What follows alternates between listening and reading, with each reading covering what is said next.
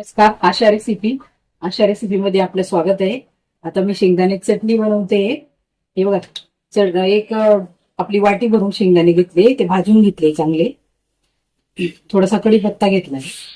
कढीपत्ता घेतला की चटणी रुचकर लागते आणि आपल्या पोटालाही चांगलं असतं. आणि थोड्या हिरव्या मिरच्या घेतल्या, मिरच्या फिक्या आहे म्हणून मी थोड्याच घेतल्या. त्याच्यासोबत थोडं लसूण घेते.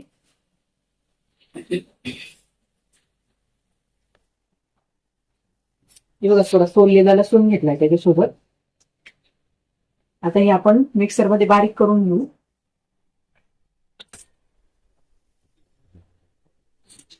मिरचीचे थोडे काप करून घेते मी, म्हणजे पटकन बारीक होते. थोडेसे जाडसर बारीक केलं तरी होतं. असं मिक्सर मध्ये टाकून घेतलंय. मिरच्या मी अगोदर धुवून घेतल्याय. असं बारीक करून घेतलं की छान बारीक होतात मिरच्या.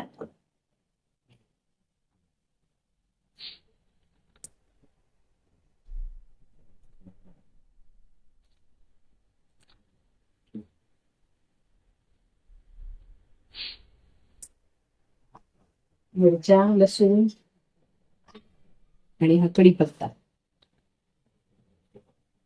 एवढं घेतलंय आपण.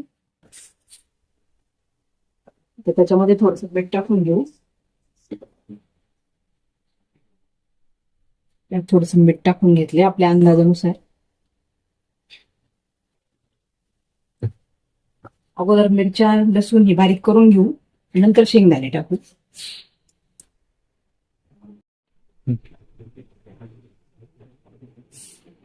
हे बघा, आपण आता मिरच्या, लसूण घेतलाय ना, आता हे अगोदर बारीक करून घेऊ.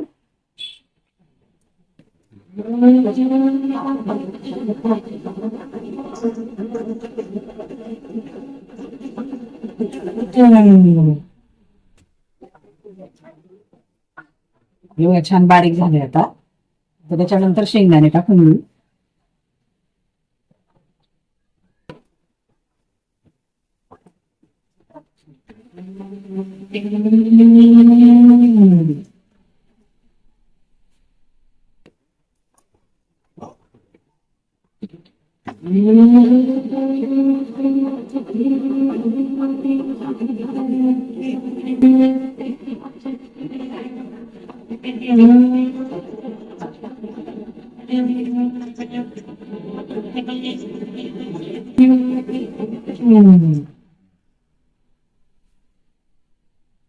हे बघा, थोडस असं आबडधोबड बारीक केलं की मग चटणी छान लागते. खूप बारीक पण करायचं नाही, खूप जाड पण करायचं.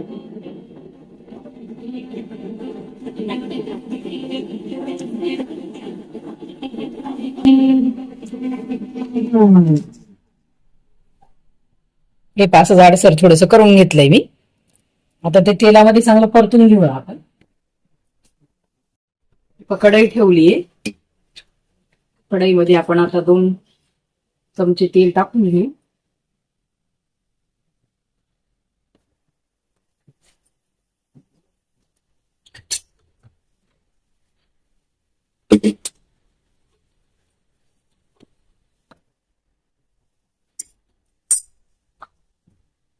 थोडस तेल टाकू देऊ.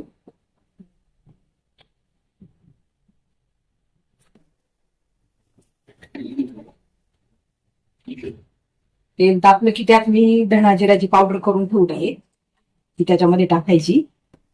बघा, धना जिरा पावडर आहे.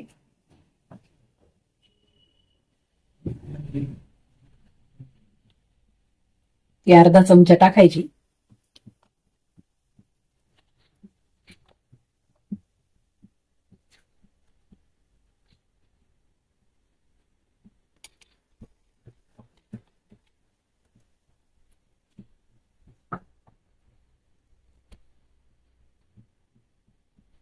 गॅस बारीक केलाय मी. आता चटणी त्याच्यात टाकून घेऊ.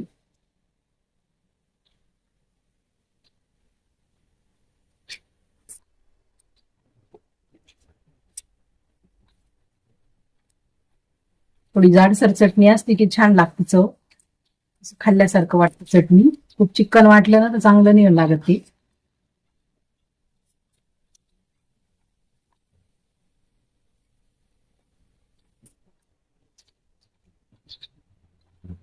हे बघा एकदम सुंदर वास सुटलाय त्याचा. धना जिराच्या पावडरने ना एकदम छान वास सुटतो.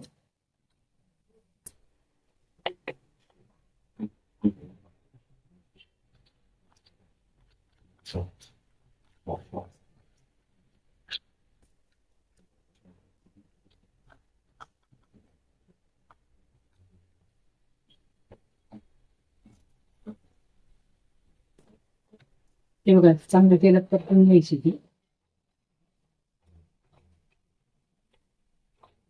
कढीपत्ता, धना जिरा पावडर, लसूण सगळं एकदम सुंदर लागते ती चटणी.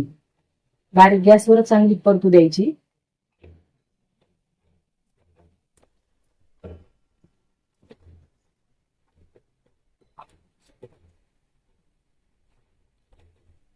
सुंदर वास येतोय तिचा.